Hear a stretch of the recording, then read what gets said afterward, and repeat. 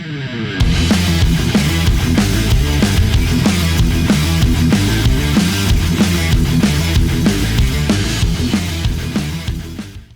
right, guys, welcome back to the Jiu-Jitsu Motivation Podcast. I'm Greg Melita, black belt second degree, owner of Hampton's Jiu-Jitsu. I'm Brian DeLuca, black belt and author of Jiu-Jitsu for Small People and other weird shit I think about. Guys, we got an awesome guest on today, Dean Thomas, MMA pioneer, UFC legend, and we want to get his take on a lot of different topics today. Dean, thank you for coming on, bro. Appreciate it. Hey, man, thank you for having me, man. I'm honored to be surrounded and blessed by you guys' greatness. Hamptons, the Hamptons. The Hamptons, man. Yeah, we had you. You popped into Hamptons Jiu-Jitsu. That was during the pandemic. It was 2020 year, right? Yeah, we snuck in. Right when pandemic was like at the height of it, and everybody was sneaking around. I snuck into the Hamptons. Hey, you gave us the secret knock on our door. The passcode. Right. And we got you in there. But no, man, I really appreciate you coming on. Definitely can't wait for you to come back and host a class or seminar at our place. But wanted to get you on the show, and you're one of the pioneers of the sport, man. So we couldn't not have you on the show. And let's start with that. Let's start with your entry into MMA and kind of how that all started. What do you got? Well, it came down to this, and it's funny that Brian was talking about, like, he wrote the book. What was it? Jiu-Jitsu for Small People? For Small People, yeah. Yeah. And that's really why I got into it, because I was small. I was in middle school, I was like 70 pounds, and high school, like 100 pounds. So, when you're a man or a young boy, teenager growing up, and you're the smallest dude, like, you kind of like, you don't want to get beat up. You know what I'm saying? Mm-hmm. So, when I saw the UFC 2, it was, and Royce Gracie, that was the first one I saw. It was like 1993 or so. And Royce Gracie was, beating everybody up. I was like, I got to learn how to do that, because I don't want to get beat up. Like, that's really what it was. I just didn't want to get beat up. Until this day, like, that's the reason why I still am involved in the sport. Like, I don't want to be on a World Star hip hop video, like World Star in the middle of the street because I got knocked out by some dude. So, I just do, I want to make sure I know how to defend myself. Yeah. It's interesting. You talk about being small, because I'm a small guy. Greg's not a big guy either. We're all on the smaller side. And I mean, growing up, right, it was either like you sort of accepted getting picked on or bullied around when you're small, or you sort of fought back. Like, those were your options, like you didn't have any other options in it. No, you didn't. Yeah. For me, it was like, or like, if you, like, a lot of like smaller guys can be kind of class clowns and they make everybody laugh. Mm-hmm. And I think like that might have been like at time, like I was an introvert, but like, I think that like to take away attention from me, to like divert attention, like I would be kind of try to be funny and put the attention back on somebody else. So I think that was the way I kind of dealt with it at first. But I was like, man, this ain't gonna last forever. Well, and then sometimes it's funny until they ain't funny no more. yeah, right. It ain't funny till they ain't funny no more. And then it's like, I gotta do something.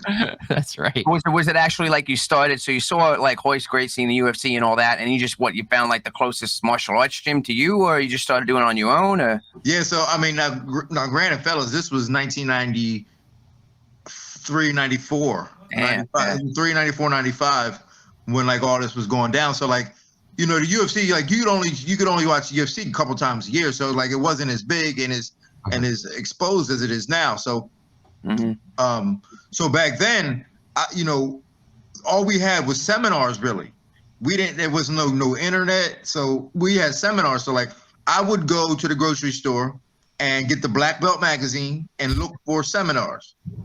And I would go to whatever seminar was on the East Coast. So the very first one I went to was 1995, Hickson Gracie, 2-day seminar. It was in North Carolina. I drove there. I slept in a car, so, but it was like, I learned so much in them 2 days. I mean, it was like 5 hours a day for 2 days. And that was my first time doing jiu-jitsu from an actual jiu-jitsu person. Other than that, it was just like watching it, be, mesmerized by it. But then I did that seminar. Then after that, again, go back, find out what other seminars. I went to a Ralph Gracie seminar, Royce Gracie seminar, Marco Huas seminar. And it was just like, that was all the exposure I had to it, was just going to seminars. And then, videos. VHS videos. Henzo Gracie Craig Kukuk. Oh man. Pedro Cavallo. Mario Sperry. Like we had those videos and we were just in the house, me and my buddy Paul Rodriguez in the house, looking at videos, trying to learn how to do this stuff. Probably on the MMA.TV forums or Sure Dog. I mean, I still have the stack of VHSs right behind me. It's like it's huge. Like, what the hell do I do with this shit? You know what I mean? Right. Yeah. Yeah, the old vintage tapes. It's crazy. Now you mentioned you were looking in Black Belt magazine. Now that was like every type of martial art in there. There was like karate, kung fu, right? Was there a lot back then when you were looking for these jiu-jitsu seminars? I'm assuming they were pretty sparse. Like there was just one here, one there. There probably weren't that many back then. No, it wasn't. That's why I always had to check. It wasn't, and it was like they would be. I mean, because you're right. It was like they would have stuff for like, Kyokushinkai karate and taekwondo. I mean, it was everything, like stick fighting, so like I would just look for just whatever, jiu-jitsu, whatever, Brazilian jiu-jitsu, Gracie. I would just look for whatever, man. So, I mean, it was few and far between, but, I got my fix just because like I'll be at the house and me and my buddies would just roll around in the grass and, play around and figure out how this works. And I'd, try to wrestle with some wrestlers and that was in high school and just seeing how this worked, man. And that was kind of how I got started. Wow. Yeah. I mean, I love that because, I started like 1999. It's the same thing. Like you're trying to get the magazines. You're like, oh, let me order this VHS. And you mentioned Marco Huas. And like, to me, that was like one of the pioneers of like, really mixing like everything together, like Muay Thai. He was like awesome with that. But yeah, so like at what point did you realize as far as like you were seeking out, obviously, because you saw the Gracie name and jiu-jitsu was like, and at what point did you realize, wow, I got to actually, separate the disciplines and then start mixing this like in a true eclectic kind of way? Well, I mean, it always was like that for me, honestly, because so about a year of me just kind of playing around, I started doing like these shoot fighting competitions. They were in Miami, and it was essentially what amateur MMA would be today. So like that's really what the rule set was kind of like. So I started doing that. So like I knew from the beginning that like I didn't have a background in anything, and most of the guys that fought in that were like specialists in something. So like it was like they would be like a wrestler or a karate guy or a jiu-jitsu guy, and those are the guys that I was fighting. So like I knew. From the beginning, I said, all right, if this is a kickboxer or a karate guy, I got to take him down. And then if it was a wrestler, I go, I'm going to let him take me down and I'm going to submit him. And then if it was a jiu-jitsu guy, I would just go, all right, I'm going to keep this on my feet and just try to knock him out. So I knew from the beginning to try to find the weakness in anybody. So like I knew, that was always my mindset. I never had a filter towards the game and go, all right, this is what I am. I always thought whatever somebody else is not good at, that's where I'm going to fight. That's where I'm going to beat them. It's funny. Frank Shamrock told us a story about how he used to go in the dressing rooms for Ken Shamrock to see what type of outfit the guy had in order to fight them, which is the same thing you're saying. Like he used to be like, if it's a karate guy, here's my tactic, right? Here's how I'm going to fight them. It's interesting that like at the beginning it was looked at because, people, that's what made fighters like you great. You were striking, you were doing jiu-jitsu, at the very beginning of this, because so many people were one-dimensional at the very, very beginning of MMA. Yeah, and when I look at the game now, like everybody's so good at everything. So it's like, like everybody's so good at everything and everybody's complete. So like to even suggest that somebody's a complete fighter is almost redundant because that's really what it is. Like everybody is. But I still look at the game the same exact way where I'm always just trying to find weaknesses of people. So as I'm coaching fighters, I'm always looking for the weaknesses of their opponents. Now, they're not as apparent as they used to be. Like if a guy was a wrestler back then, he had zero striking. Right. Nowadays, everybody's good at everything, generally good at everything, but everybody still has weaknesses. So the goal for me now is to really be able to break people down and find those weaknesses, like those little micro weaknesses within their systems.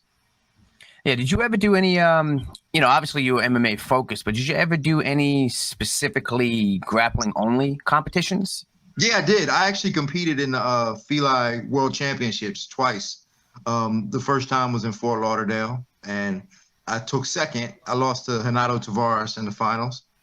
And then I went to Poland and competed the year later, and I lost to an Italian guy in the first round. I mean, the rules were different, a little bit different, but yeah, but you know, I did that, and I did a couple grappling matches. Actually, the first grappling match I ever did, this is a cool story. First grappling match I ever did was a NAGA event in Danbury, Connecticut, and this was like, you know, when I was kind of big time, you know, it was like early 2000s. So like my name was kind of out there. So they had me do, they had me do a super fight against Rodrigo Gracie.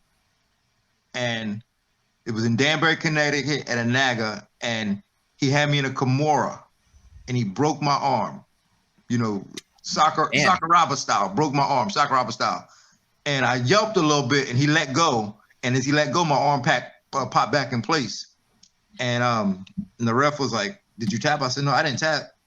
And he said, "All right, keep going." So then I finished the match out. Yeah, I finished the match out with a broken elbow against Rodrigo Gracie.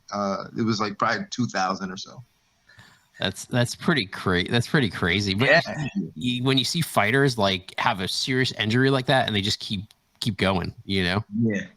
Well, yeah, I mean, no, like, yeah, definitely. I mean, but the thing is, like, you know what, like, as much as I could be like, yeah, I'm a tough guy, I'm a badass. In the moment, like, I didn't even think about it. Like, I didn't know it was broke. Like, if I looked back and was like, yo, your arm is broke, I'd probably be like, mommy, help. You know, that's probably what I would have done. But like in the moment, like, you're just so focused on the task of, like, you know, competing and just you're in the zone. Like, you don't even think about it.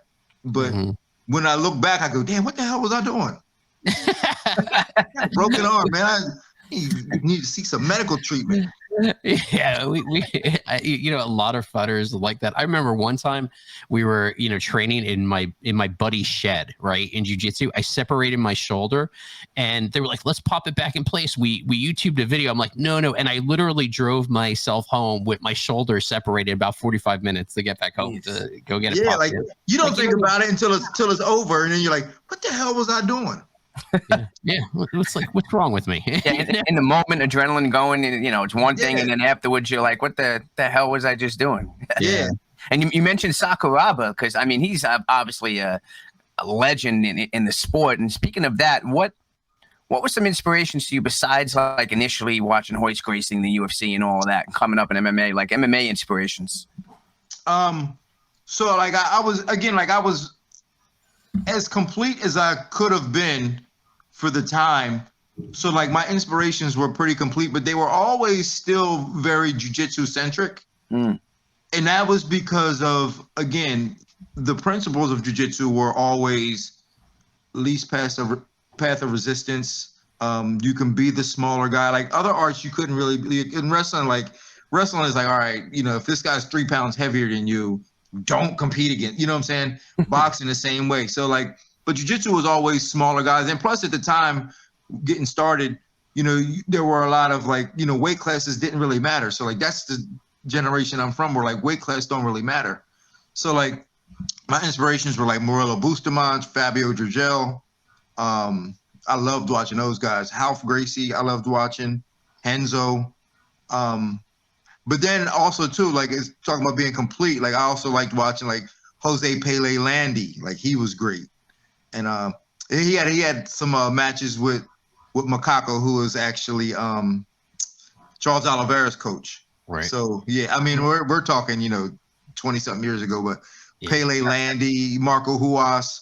You know, these were the guys I looked up to. Oh man, Pele. I mean, I guess a lot of people really don't know a lot of MMA history, but Pele from Shootbox. I mean, that one fight that he had, I forget the guy's name. He's a jiu-jitsu guy, but yeah, well, actually, we're gonna have to pull that up on the show one of these days because that was just, I mean, the start of really combining everything. But those Shootbox guys, you know, predominantly Muay Thai guys with a lot of jiu-jitsu black belts. I mean, those were, you know, big time names, and you could only find those fights on the VHSs that you were talking about. So just, you know, talk about exposure and really the guys that know the history And like you said, look at Murilo Bustamante. I mean, just his matches in the beginning, early prides were just clinics on jiu-jitsu and MMA. Yeah, so those are some really big names that we should definitely mention. You know, and sure. I mean, sorry, I would be remiss if I didn't bring up these other two guys too, and that would be Rumina Sato and Matt Sakurai. I have to, because like the Japanese martial arts MMA scene back then was. You know, it's a little sad to see like it's not as prominent as it used to be, but the Japanese martial arts back then was just outstanding. Well, you mentioned shoot fighting. I mean, that's exactly what that was. I mean, Japanese shoot fighting with a different rule set, but people don't realize that Japanese shoot fighting is like a huge part of MMA history. Like you mentioned Rumina Sato and Sakurai. I mean, that guy, just his flying, jumping, spinning kicks, and he didn't even care if he landed on the ground because he was a great ground, technician. These lightweight Japanese guys. How about the combat wrestling? We spoke about that on a couple of shows back. Nobody remembers combat wrestling. That rule set, I think, could be amazing today because that's where it's kind of going. I mean, the Japanese shoot fighting and combat wrestling have a huge part that really nobody knows about. Yeah, I mean, it sucks, man. Like when you think back of it, because I mean, Japan, like for me, like when I got started in this game, like my goal was to be able to fight in Japan. Like that was it. It was like, so man, you fight in Japan, you made it. And I achieved that really early. Like I went over there and fought Uno really early in my career. So like I was good. I was like, man, I'm good. My career is good. Who knew that I would end up, 20 years later, still be doing this. But like being in Japan at those times, man, was the place to be. It was the mecca of really where martial arts was. That's where, and I remember going there to them Shudo events for the first time thinking, man, these guys are so damn good. Like everybody was good. And I'd come back to the States and everybody was still kind of sloppy and, but the tides have turned, man. Like, the Americans just really took over. Just the influence of being in America, I guess, I don't know what it was. Maybe I think you may be able to attribute that to like college wrestling or something, but I mean, it really just took over. Yeah, and you talk about, now that you're on the whole topic of the Japanese shoot fighting, I mean, when the Gracies kind of initiated this whole turn in martial arts that we saw with the UFC, and then everybody, like you said, was looking to Japan as like this mecca, I saw for the first time the true completeness of MMA in Japan, specifically for the shoot fighting. They were complete everywhere. They were judo black belts. They were ground technicians. Like Rumina Sato, like today, everybody's looking at the leg lock game and the Danaher guys, but Rumina Sato and all these guys, they were, to me, the OGs in the leg lock game because they were already, that was in their normal days of training, like that was a normal thing. So for me, shoot fighting is insane. I love it. Yeah, Sato was doing all that, been doing all that stuff, leg locks and flying arm locks, and he's been did all that stuff. Right. Yeah. I mean, it's crazy that we think we've invented this stuff recently, or this is a new thing when, so many times we have this conversation, this stuff was being done at the turn of the century, in the early 1900s, things like that, where all these techniques were being used probably for hundreds and hundreds of years. Oh yeah. Yeah. Like there's nothing new under the sun. Things just get reinvented and come back around or they're popular in the moment, trendy, but there's nothing new, man. Like, and but that's really what I love about martial arts too, is that when you break it down, really it's art and science. The art is why it works, and the science is why it works. The art is how it works. So, when I talk about like the how, and I'm coaching people, I'm like, listen, these are the techniques. This is what's going to work. It's up to you to build it and put it in and paint your picture the way you want to. I can't tell nobody how to paint their picture, how to compete, how to be a martial artist. That's up to you to do that. That's your prerogative. It's either going to work or not based on the science, but the artistry of it is up to you. Now, is that something you always knew, like you as you grew up fighting, you sort of had the mentality, or is it something when you started coaching, right? Because you have a whole bunch of schools, as you started coaching more and more, that you started understanding better? No, I think I always kind of knew that because, kind of being self-taught, like you kind of had to figure it out, so like when I'm watching videos and, playing around with my buddies in the backyard and, you kind of had to figure it out. So it was like, I always had an open mind. Again, like I didn't, it was kind of a gift and a curse because like not having like, you know, an instructor, you know, I didn't have the discipline or, you know, the cheat codes or whatever, but I also had to figure it out and had to make it work. So like, that was the gift. It was that, yeah, no one's going to tell you how to do it. So your gift is, your privilege is you get to figure it out. So like, that's how, so like, that was it for me. That's an amazing way to look at it because you had to use your creativity, right, in order to make this work for you. You know? Yeah, and I remember when I fought Jens Pulver, and like for me, you know, I watched Jens Pulver, you know, beat up Zhao Hulk, who was a jiu-jitsu world champion, and I was like, if a jiu-jitsu world champion couldn't beat him, how am I going to beat him? Mm-hmm. And I said, I got to get creative. I got to catch him with something that's out of the box, and I did a rolling heel hook. Mm-hmm. Right. So like, that's the way it worked. It was like, get creative, think outside the box. Yeah. And, I mean, and in the UFC, you fought a diversity of people. You fought like Kenny Florian, jiu-jitsu guy, Clay Guida, wrestling, striking, BJ Penn, Matt Serra, you know, so you were fighting a diversity of different types of styles in the UFC, or people that are known for, you know, specializing in certain styles, even though they broadened, you know, as their careers broadened, but you fought a great amount of people. Yeah. I mean, I'm certainly proud of my career, you know, and I think that was why it was so easy for me to walk away from it. Mm-hmm. You know, when you look at fighters that go back, it's just they're not really happy with what they've done.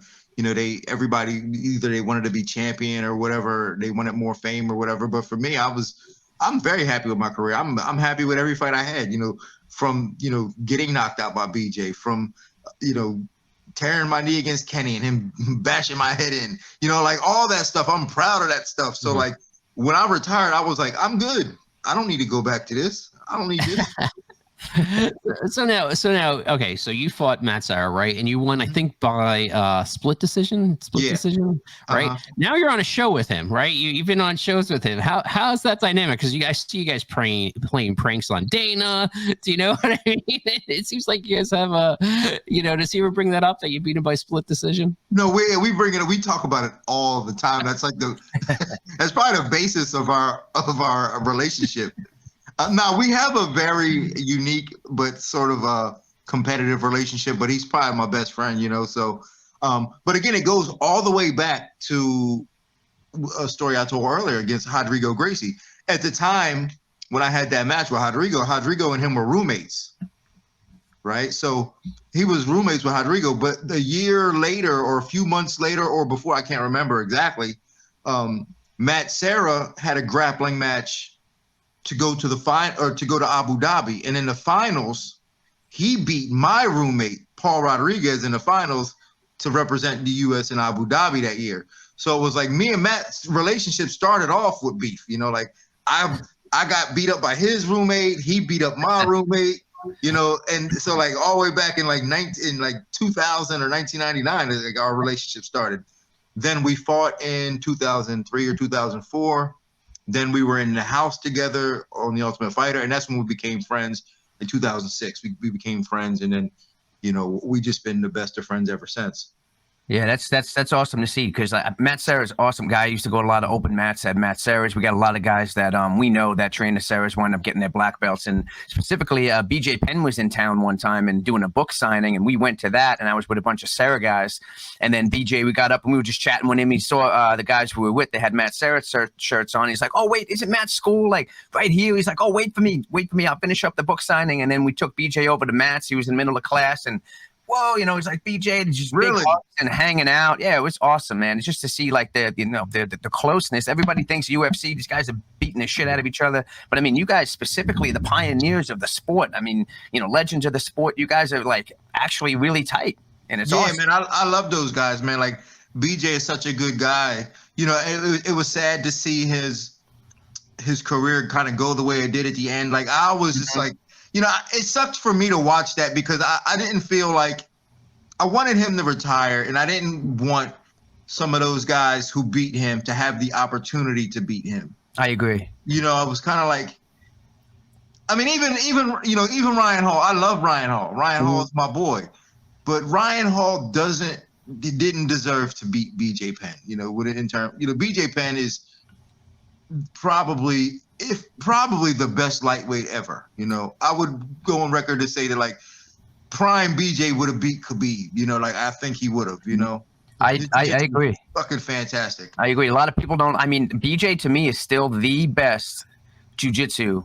You know, just straight up, you know, talk about, you know, Brazilian, Hawaiian, American, I don't even care. Just straight up jiu-jitsu, you know. And I think he should have did what you did and bowed out at the right time because, you know, and BJ obviously being, you know, he'll take any fight, he doesn't care, but it should have been, you know, a little smarter with that. But I still think BJ to me is still 100% the guy still that I look up to as far as having not only jiu-jitsu and MMA, but jiu-jitsu in general, you know. Yeah, I mean, by doing what he did, you know, I know his heart was in the right place.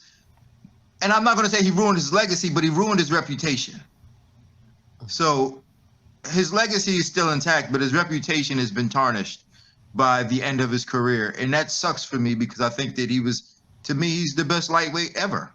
And, you know, to let these guys take advantage of him like that was not. Yeah, I would have much rather see him and even you, like, you know, when you guys are getting past your career and you retired already, come back and just do some like legend grappling super fights, like fight other, you know, legends in the sport because, you know, I'm involved with Kasai Grappling and we were setting up like the Legends show where these guys, I mean, even like GSP, he still might be fighting too, but, you know, you could do some grappling matches, you know, that's not. Yeah, that's what it should be, man. It should be about fun. I mean, we all love each other, you know, it's all love with all the guys, but I just want some of these guys to retire a little sooner and just hang it up. The only thing though, I mean, you know, Khabib thinking that you were Yves Edwards kind of bothered me, man. I get that all the time, though. So like, I was okay with that. How'd that go? You interviewing him? Were you interviewing him or something? How'd that happen? No, we were. So it was actually on Looking for a Fight, and we were actually watching fights together. And we were watching the I think it was the UAE show in Abu Dhabi, and we were sitting next to each other, and he was like, "Hey, you beat my teammate." And I'm thinking, man, I had a lot of fights, but I don't think I dude from Dagestan. And I was like, who? And he was like, Josh Thompson. I was like, oh no. How'd you break it to him? Did you tell him? You were like, no, that wasn't me. Like, I was like, no, that was Yves Edwards. He was like, well, what's your name? I'm like, oh shit. I'm like, Dean Thomas. He's like, Dean Thomas, you fought? I was like, yeah, I did. And I had to like pull my name. I had to pull my record up on Shirt Dog. And then he was like, oh yeah, I remember now. Oh man, that's yeah. So, jeez. Talk about putting a person in their place. Yeah, man. See. If you would have had one bad fight past your retirement, maybe then he would have remembered you. Yeah, that's it. You know what I'm saying? Like if I needed some bad fights after my retirement, that was it. But that, you know, when I think about it, like I hadn't had, you know, a significant fight really since 2008. So like, well, I can't expect nobody. And that was, you know, that was a loss to Josh Neer in the UFC. So like, I can't expect nobody to really remember me. Like, it's amazing that you guys remember that I have a career. You know what I'm saying? Absolutely. Look, I said, I remember watching some of those fights with you know, some of the people we rattled off before. You know, your fight with BJ Penn, your fight with Matt Serra. You know, I remember watching those fights. Even Pulver, man. You mentioned Jens Pulver. Yeah, I mean, you talk about like, you know, how jiu-jitsu, you're fighting a wrestler, utilize jiu-jitsu, but Pulver, he was such an awesome wrestler that he could sprawl out and stay on his feet. And then he had this, you know, not really unorthodox, but like the southpaw stance with that insane left hand. I mean, and that was something that I always said to him. I said, before Conor, Pulver's left hand was the money, you know, like that was the jackpot. Like, you know, everybody's talking about Conor. Not even just the left hook, the straight. Left straight. Yeah, Conor, I mean, Jens will knock you out with that left, man. So, like, that was something I was really concerned with when I fought him. I was like, man, I don't want to get John Lewis. Oh, man. Yeah. Now that's John Lewis. He's another legend in black belt, and I think a very early American black belt. What do you specifically with jiu-jitsu? I mean, you see in the whole thing with the leg lock game now, the Danaher system, and obviously nothing's changed and everything's reinvented, but specifically in the way they're reinventing it as a system, is really changing the landscape in the grappling community. Now, like you spoke about Ryan Hall, and he's pulling off of the specific leg locks that people really didn't think were able to be pulled off in MMA. Are you approaching specifically leg locks any different? What do you think about that whole thing? No, I think they're great, man. You just got to do them right. And I think that's, and I'm glad we brought this up because this is important, is I think that, a lot of people have disregarded jiu-jitsu and leg locks in MMA because they just don't know how to do them.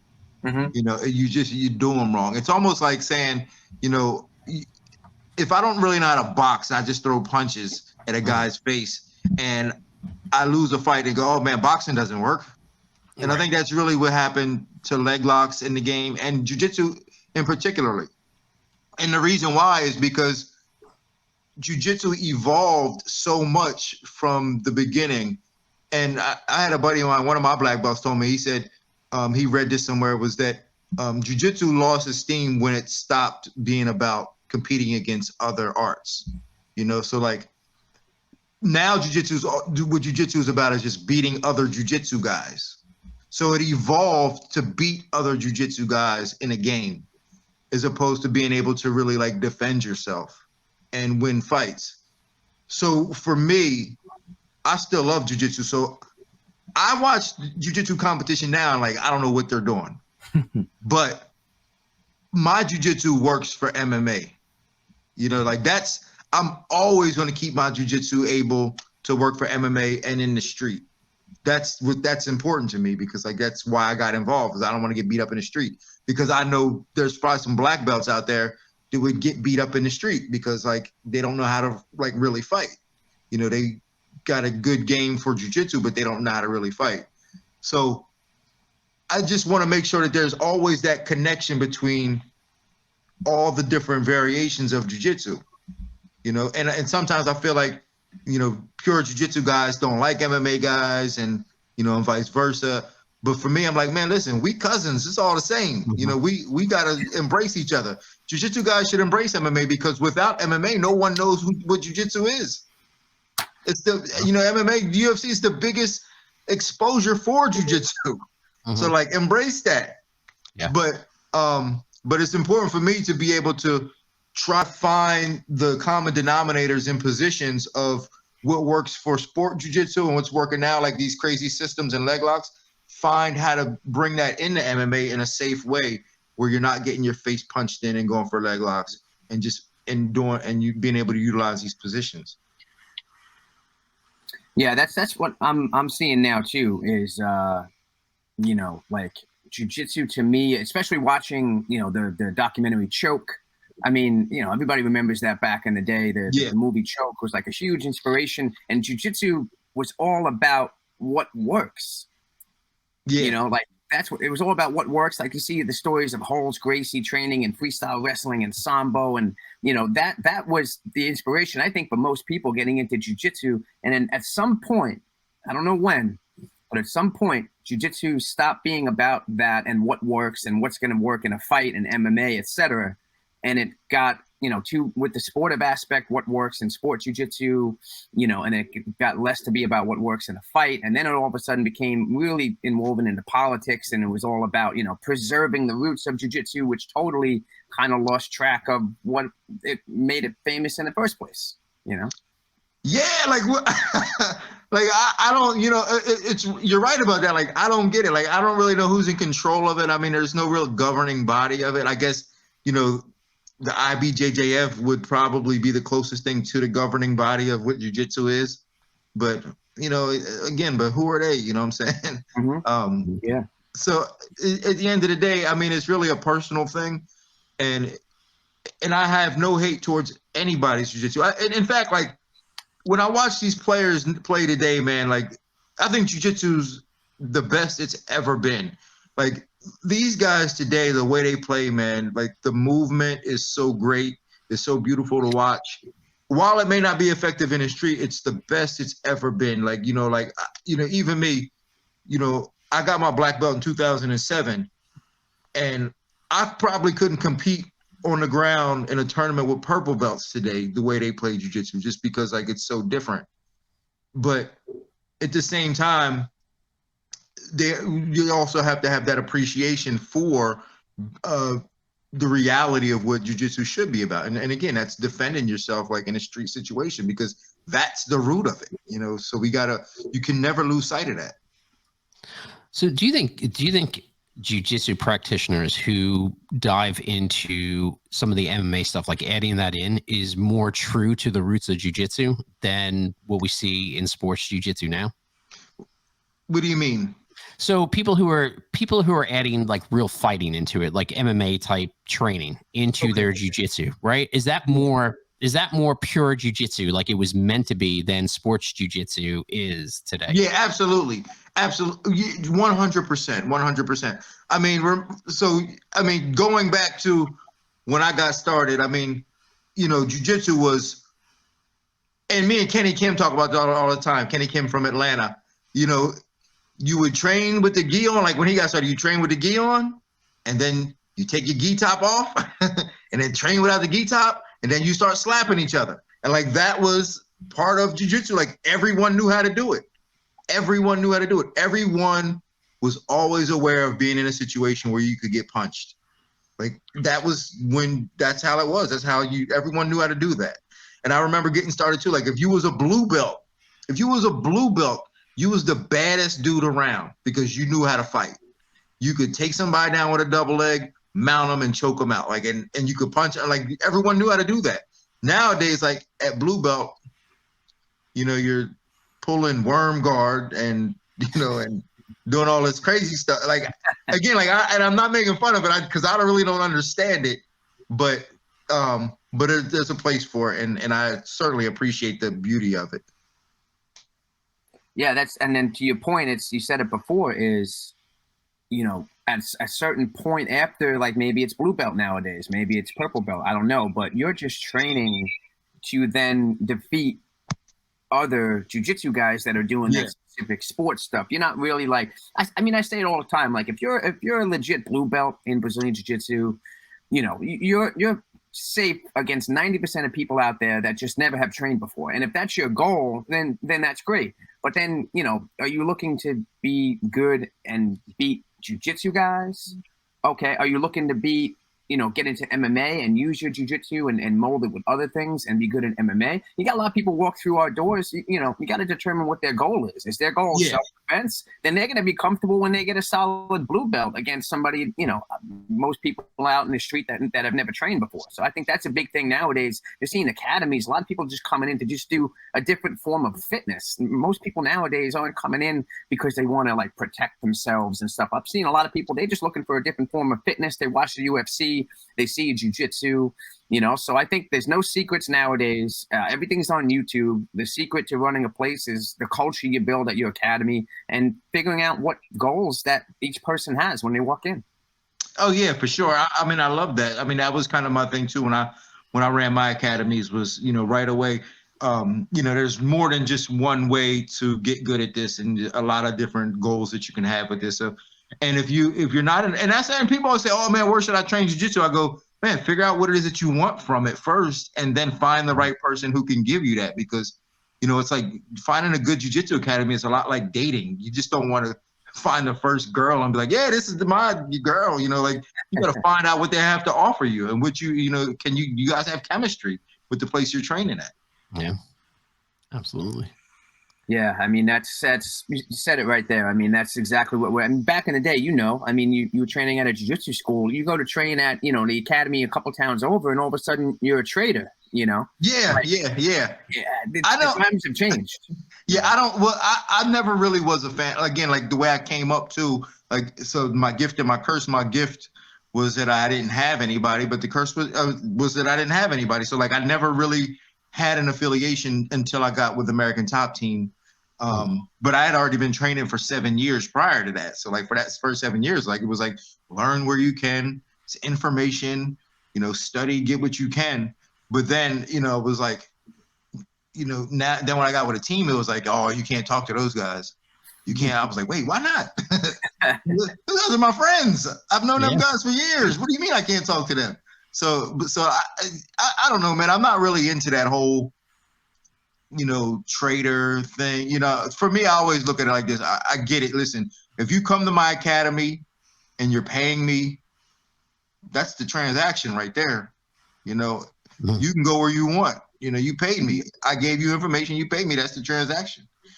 You know, so like I never really. So if somebody else wanted to learn from somebody else, you know, just make sure you keep paying me. You know, you just said it. I tell everybody, I'm like, you guys can train wherever you want. And a professor doesn't own his students. You have your home academy. You respect your home academy. That's where you pay your tuition. You want to go to this academy? They do this leg lock specific thing, or you know, you want to learn takedowns here. Like do it. That's how the sport's gonna grow. Yeah. You know, as long as you're respecting your home academy, you don't need permission from your instructor to go anywhere. You know, like to me, that's a bit weird and creepy, actually. You know, it's very, very possessive of another human being. I'm like, you know, again, like that. The transaction is, I'm going to teach you some stuff, and you're going to pay me. You know, and that's it. But if you don't pay me, then you know, then I'm not going to teach you nothing. You know, so. Now, has the switching gears a little bit? Had the show now? Like you, obviously, you legend in the sport. You did what you did. You bowed out with honor and. You know, but now with your involvement with Matt and the show and Dana White and all that, how'd that come about? They just reached out to you? Yeah, well, you know, obviously the show had been running for a couple years or so, and they had another cast member on there who had a falling out with Dana and Matt, and kind of put them in a tough position. And they had a shoot scheduled to shoot that, you know, the next day. I was in the gym training Amanda Nunes for Miesha Tate. And I remember them I got a call from a 702 number. That's Vegas. I'm like, man, I don't know nobody in Vegas. It's probably a bill collector.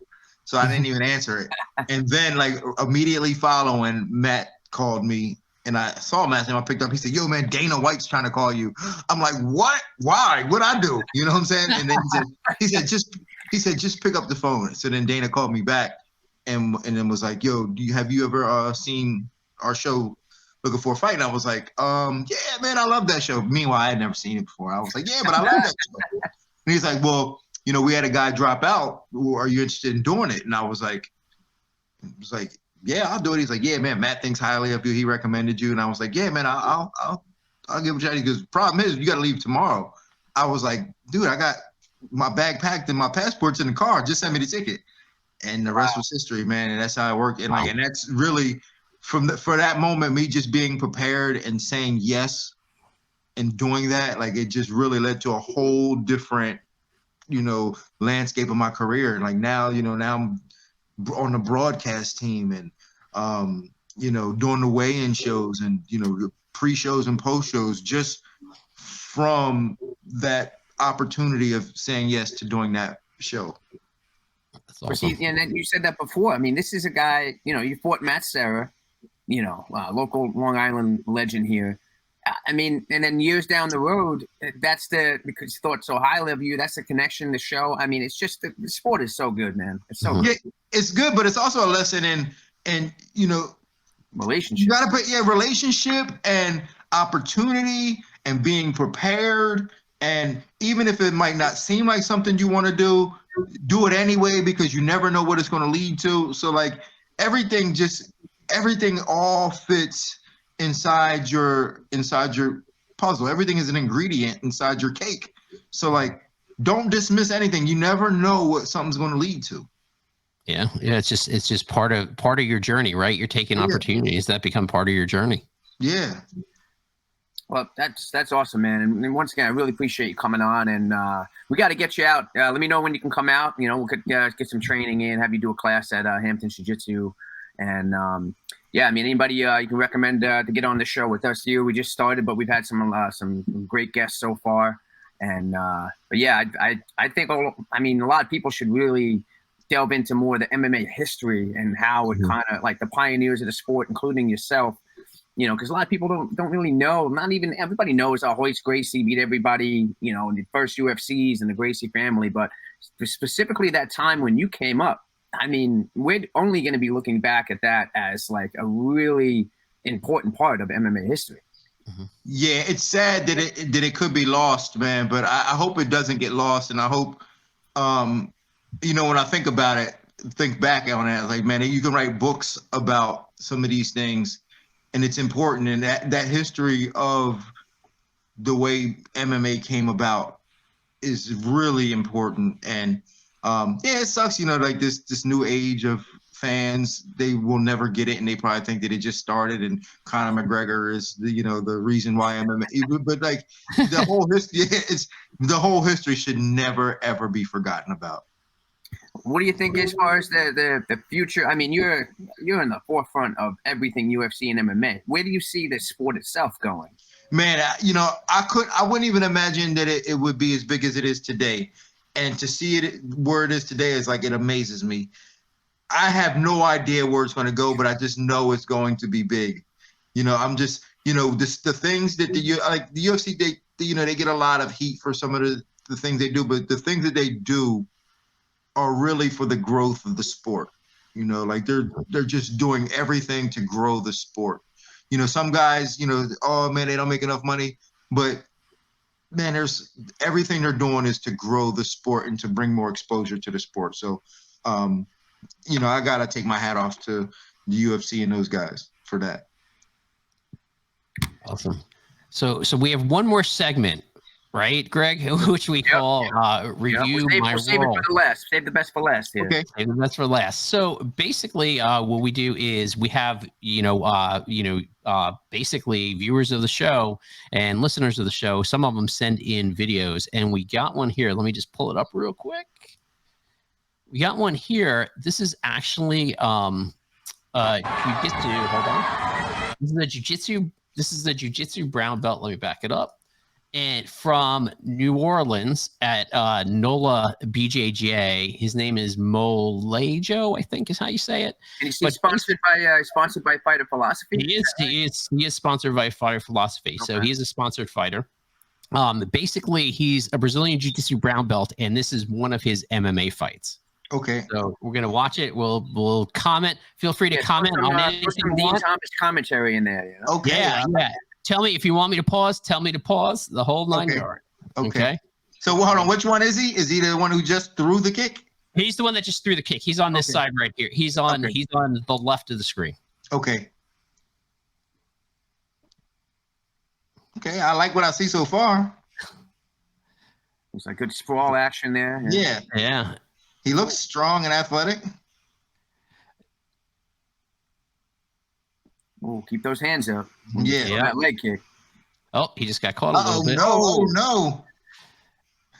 So it was interesting because when he caught the guy's leg, right, and he dropped him with the leg kick, the other guy went for a takedown. Now he got hit, right? He went for a takedown, yeah. And he went for the takedown too. So it was interesting to see that. Well, I'll say this, man. Like, it's not a good thing to go for a takedown after you get hit and you're rocked.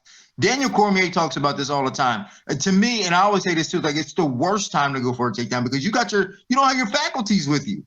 You know, you need to go for takedowns when you're strong, when you can think, not when you're hurt. Like, when you're hurt, you got to find a better way to be able to recover. You can grab a dude, clinch with him, but don't try to shoot a takedown. That's the worst thing you can do. Mm-hmm. Yeah, you don't want to get sprawled on when you're rocked. Or choked. Yeah. All right, so we got him up against the cage here. Yeah, he's got a full double body lock on him. like? Yeah. Okay, nice takedown. Oh, get to that mount. Yeah, his guard's open. Don't get caught in half. Yeah, and I mean, yeah, for sure. He should have been trying to get to mount from there.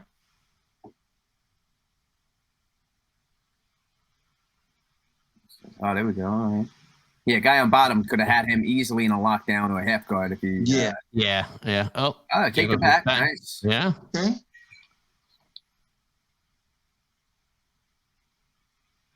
What promotion is this? All right, pause for a second. Yep. See, so this is one thing that I think jiu-jitsu guys have to learn from here is that, so like right now he turned this into a jiu-jitsu match. and he shouldn't have because he's on top. From here, instead of turning it into a jiu-jitsu match, he should have found a way to immobilize the guy the best way he could and started punching him. And like that's what I think separates Khabib from everybody else, is that Khabib just doesn't get on top of you and try to choke you. He gets on top of you and beats you up until he can choke you. And that's what this guy should have did. Like, this guy was straight chest to chest the whole time. He's got great position on him. But the guy on the bottom, like, if the round were to end now, the guy on the bottom would get up and be like, hey, no problem. But you and you don't want that. You want the guy on the bottom to get up and be like, God, that was a mauling. I wish someone come in and stop this. So, like, all jiu-jitsu guys out there, use your positioning to punch people. Don't use it, because they're going to use your lack of positioning to punch you. So use your great positioning to punch people. Right. And something else you brought up too, like you said, if this was the end of the match, he may go to his corner and be like, man, I want someone to stop this. Like, it's not even just about sometimes the physicalness, is about breaking them mentally. Yes. In the game. That becomes super important. Yeah. For sure. Yeah. Okay. So let's. When striking too is going to open things up, but think about how all the Gracies got these rear naked chokes so easily early in the day. They're elbowing the guy in the back of the head. They're punching them. They're not just getting good position. Yeah. Nice, right there. Tap right there. All right. There we go. Okay, so he submitted him there. Now, well, he got the submission, but my thing is this.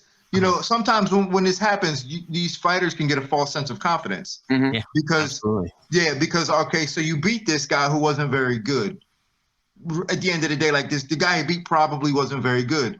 But the goal is to be able to beat people at the next level. At the next level, you're not just going to take somebody's back that way and choke them. Like in the UFC, that doesn't work. Like, you have to be able to hurt people. So like when you get position on people, you have to be able to hurt them, because then that softens them up and then makes them, crappy fighters. But if they're not hurting or strong, you're just trying to outposition them, you're never going to submit a guy in the UFC doing that. You got to hurt them first. Wow. Good advice. Yeah, and that's the point of jiu-jitsu is getting away from that. If you're just doing sport jiu-jitsu, okay, if that's your goal, great. But if you're either self-defense or MMA, you can't forget that point. All the positions we do set you up for strikes. Yes, exactly. That's the point. Because they used to always say, oh, man, you're a jiu-jitsu guy, but you can make a black belt a purple belt by punching them, and then a purple belt a blue belt by punching them. I go, well, what if a black belt punches you? Yeah. What does that make you? That's true. That's true. And it's so interesting because we talk about this a lot, the sportification of jiu-jitsu. Like, you're fighting for positions versus, like you're saying, striking and, making them want to submit, before you get that submission in. Yeah. Definitely. And that's the key, is fight for your position, but then get in a position where you can punch them. Then they'll be begging you to submit them. Mm-hmm. Awesome, man. That was an awesome review right there of the review my role. That was spot on. It's brought up so many points we haven't brought up on the show yet, which I think a lot of jiu-jitsu guys can benefit from. But Dean, awesome, man. I really appreciate the time. And stick around after the show. We're going to chat for a little bit. But, guys, make sure you like, subscribe. Make sure you follow Dean on Instagram and Facebook. Make sure you keep sending us your videos rolling so we can critique them with our guests on the show. And keep training, guys. Keep going.